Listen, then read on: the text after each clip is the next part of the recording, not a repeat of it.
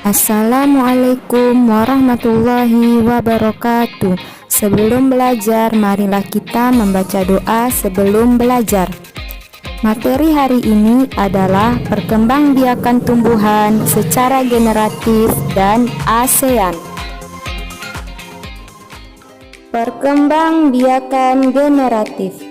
Perkembangbiakan generatif pada tumbuhan adalah perkembangbiakan yang dilakukan secara kawin atau seksual yang didahului dengan proses penyerbukan atau polinasi.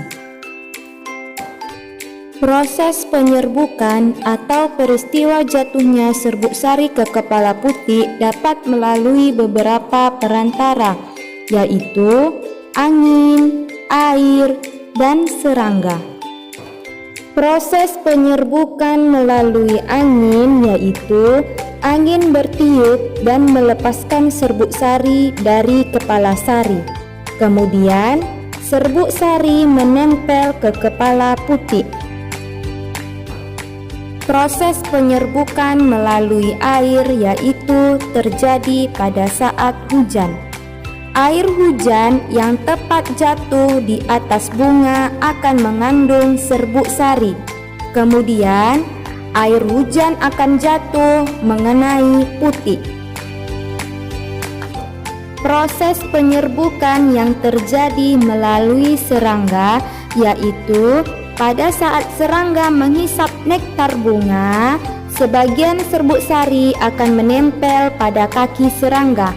Sehingga ketika serangga berpindah ke bunga yang lain, serbuk sari yang menempel di kaki serangga akan menempel ke kepala putih dan terjadilah penyerbukan. Nah, kita kembali lagi. Bagaimana cara perkembangbiakan generatif pada tumbuhan? Seperti yang sudah dikatakan di awal tadi, proses perkembangbiakan generatif didahului dengan penyerbukan. Setelah itu, serbuk sari yang menempel di kepala putih akan masuk ke dalam batang putih. Kemudian akan melepaskan sel sperma ke dalam bakal biji, lalu melebur dengan sel telur. Peristiwa meleburnya sel sperma dan sel telur disebut dengan pembuahan atau fertilisasi. Pembuahan tadi akan menghasilkan zigot yang kemudian berkembang menjadi embrio di dalam bakal biji. Selanjutnya, bakal biji akan menjadi biji.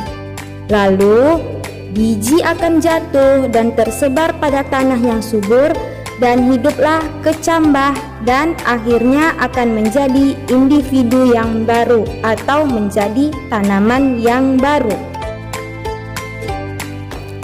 Sekarang kita masuk ke materi ASEAN.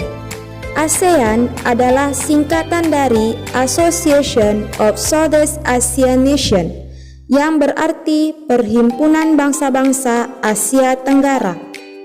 ASEAN didirikan di Bangkok pada tanggal 8 Agustus tahun 1967 berdasarkan deklarasi Bangkok yang dibentuk oleh 5 negara, yaitu Indonesia, Malaysia, Filipina, Singapura, dan Thailand.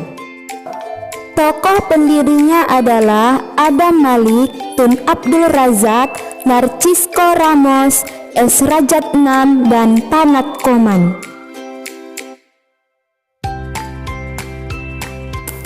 Dari tahun 1984 sampai tahun 1998, anggota ASEAN bertambah 5 negara lagi, yaitu Brunei Darussalam, Vietnam, Laos, Myanmar, dan Kamboja.